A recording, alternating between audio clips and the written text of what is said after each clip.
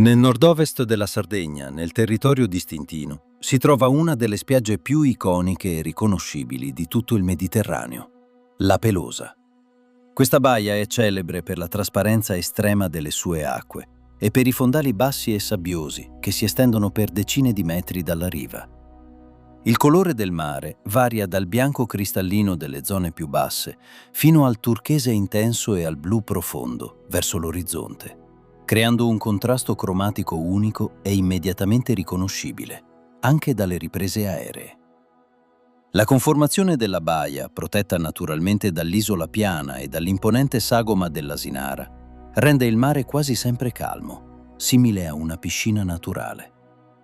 Elemento simbolo del paesaggio è la Torre della Pelosa, costruita nel 1578 durante la dominazione aragonese come punto di avvistamento contro le incursioni piratesche. Ancora oggi la torre domina la baia, diventando un riferimento storico e visivo che collega il presente con il passato strategico di queste coste. Dal punto di vista geologico, l'area è caratterizzata da fondali sabbiosi chiari e acque poco profonde che riflettono la luce solare in modo diretto, amplificando l'effetto luminoso e la percezione dei colori.